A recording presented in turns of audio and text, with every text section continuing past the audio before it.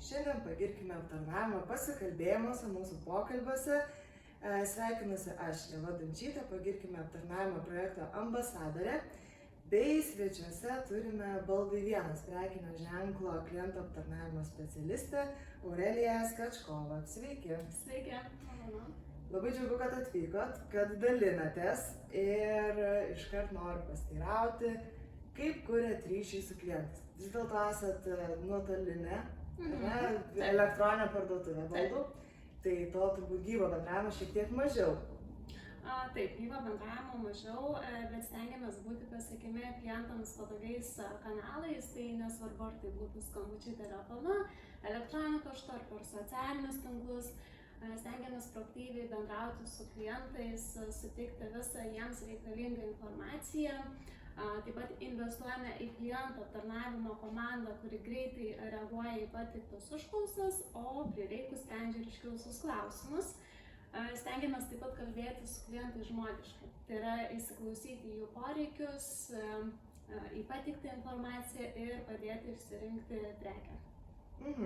O ar jaučiama kažkokia didesnė konkurencija su tom parduotuvėm, kurios turi fizinius salonus ir vis dėlto kokie yra privalumai renkantis baldus internetu? Taip, tai konkurencijos nejaučiame ir jos nesivaikome.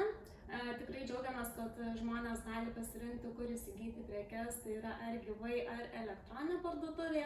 Iš savo pusės tiesiog stengiamės sukurti klientui tokią patirtį, kad jisai jaustųsi gerai ir mes galėtume parodyti, jog pirkimas internetu gali būti paprastas ir patogus. O dar tada sakykit, kas yra svarbiausia? Būtent jūsų tikslinį klientą pasiėmus, ar ne, kas jam yra svarbiausia, į ką daugiausiai dėmesio kreipia klientai? Stengiamės neatsilikti nuo elektroninės parduotuvės tendencijų. Kiekvieną dieną tobuliname savo elektroninę parduotuvę ir tikrai labai džiaugiamės, kad ir menkiausių jos atnaujinimo, kadangi tie maži, atrodo, nematomi dalykai gerina klientų patirtis.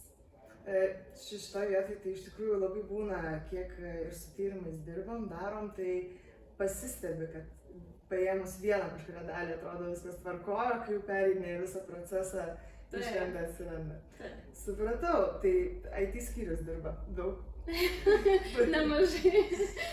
Taip.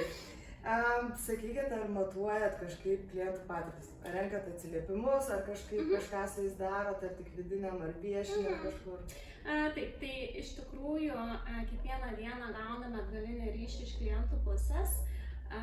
Savo sistemoje matuojame klientų pasitenkinimo rodiklį MPS, kuris mums padeda jausti pulsą, kaip šiuo metu jaučiasi mūsų klientai.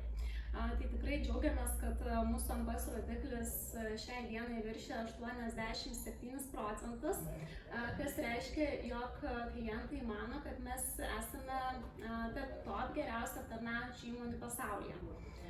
Taip pat mūsų klientai aktyviai dalinasi atsiliepimais Google, Trustpilot ir kitose atsiliepimų portaluose. Tikrai džiaugiamės gavę tiek teigiamą, tiek neigiamą atsiliepimą, kadangi tai padeda mums tobulėti. Ir tas ir vat. O viešinat kažkur, pavyzdžiui, ar turit internetiniam savo puslapį kažkokią skiltį, kur klientų atsiliepimai yra, ar nekeliat? Taip, tai patys klientai tiesiog dalinasi tais atsiliepimais ir aišku, mes stengiamės juos reaguoti. Supratau.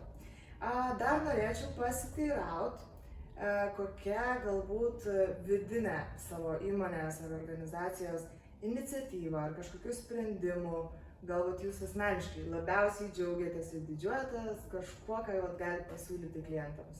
Taip, tai tikrai labai džiaugiamės ir galim pasiūlyti tai, kad už kiekvieną užsakymą mes pasodiname medelį tiesiog.